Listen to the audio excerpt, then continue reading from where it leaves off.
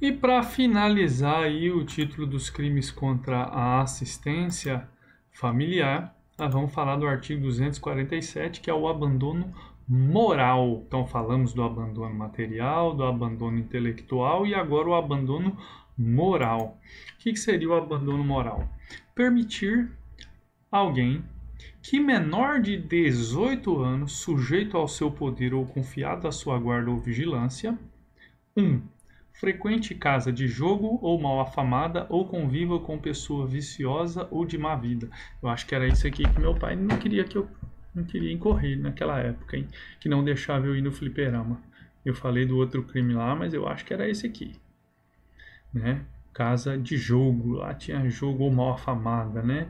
Jogo naquela época, jogar sinuca. Pô, fica o dia inteiro jogando sinuca, bebendo pinga. Boa pessoa não é. Inciso 2.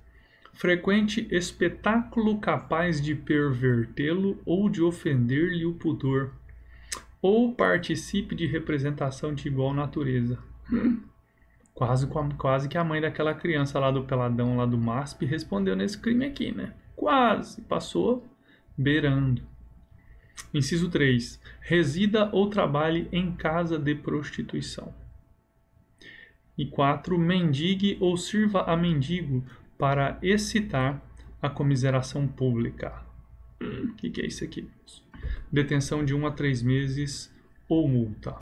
Vamos lá. O que ele está protegendo aí esse crime? A moral do adolescente. Quem que pode praticar esse crime? O pai ou quem tem a guarda ou vigilância daquela criança ou daquele adolescente. E quem que é a vítima desse crime? A criança ou o adolescente. Obviamente, menor de 18 anos. Então eu tenho alguns verbos aí, né? Permitir alguém, né? Então aqui pode ser expressamente ou tacitamente, né? Ver acontecer e não fala nada, isso é tacitamente. Menor de 18 anos, sujeito a seu poder ou confiado à sua guarda, tenha qualquer daqueles comportamentos, né? Ali ele fala que frequente, conviva, resida ou e mendigue. Então não basta que seja uma conduta, os verbos são esses: frequente, conviva, resida e mendigue. Não é um crime ocasional. Ele é um crime habitual. A pessoa tem que frequentar, conviver, residir ou mendigar. Uma única vez que for lá, ainda não dá para configurar esse crime aqui. Primeira coisa. Aí olha só que interessante. Então não pode morar com a prostituta? Pode sim, desde que a prostituta não more no local de trabalho. Então, o fato da sua mãe, da sua guardiã, da sua tutora ser uma prostituta, necessariamente não implica no abandono moral. A questão aqui é você estar com ela na casa de prostituição, né? O artigo 229 nem chama mais casa de prostituição, onde é exercido o meretrício, a prostituição. O fato dela ser prostituta e se prostituir lá em outro lugar não incorre nesse crime. É absurdo punir a mãe porque é prostituta. Não, agora se ela é prostituta e ela traz o filho e o filho convive no ambiente da prostituição, ou a filha, então incorreria nesse crime aqui. Aqui em Várzea Grande nós tivemos um caso aqui de um filho que tentou matar a mãe, e a mãe era dona de um prostíbulo ali na região do 0 km, e o filho cresceu nesse ambiente, né? Quando ficou mais velho, um dia lá ele passou a faca na mãe, mas não matou não. Aí no dia do júri a mãe disse que não foi ele, que não sabia se foi ele mesmo que foi lá, e aí o jurado falou, se a mãe já perdoou, nós também vamos perdoar. Acabou saindo absolvido, né? Mas tem que tomar cuidado. O crime é um crime doloso, não admite modalidade culposa, obviamente que não. E se o adolescente quer ir, se o adolescente se comporta dessa forma, se ele vai contra a vontade do pai, do tutor ou curador, também não dá para dizer que o pai, tutor ou curador responde por esse crime, né? Agora, uma questão interessante, pessoal. O inciso 4 lá fala para excitar a comiseração. Vocês já não viram aí, por exemplo, alguém que leva a criança para o farol para pedir dinheiro? Poderia configurar aqui no abandono moral, tá instruindo as crianças a viver essa vida de mendicância, né? Em vez de instruí-las a estudar, a trabalhar, não leva para pedir dinheiro para aprender desde cedo a profissão da mendicância. Bom, esse crime, como é crime habitual, ele se consuma com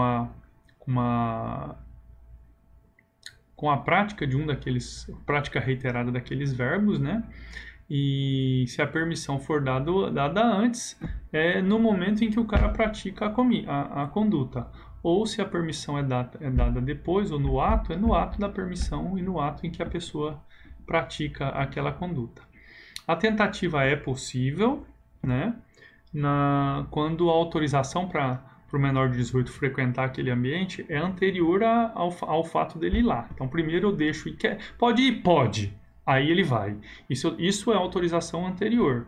Então, eu autorizo antes dele ir.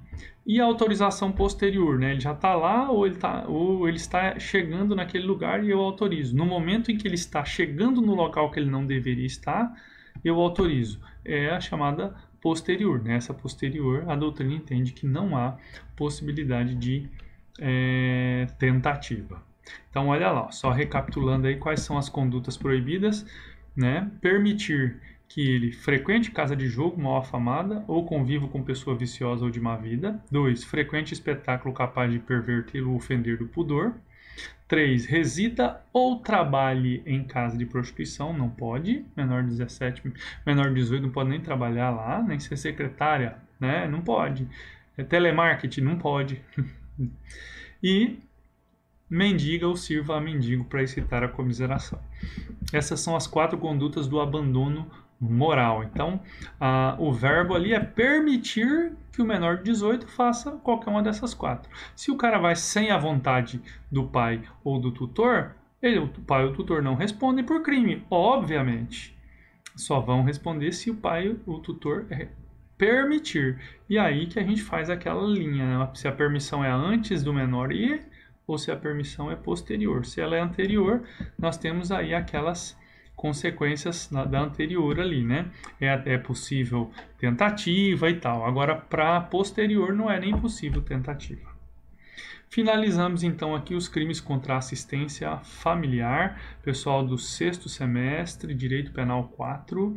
Aguardo ansiosamente o fim da quarentena para que possamos estar juntos novamente e dessa vez naquele churrasco da costelada prometida. Até mais.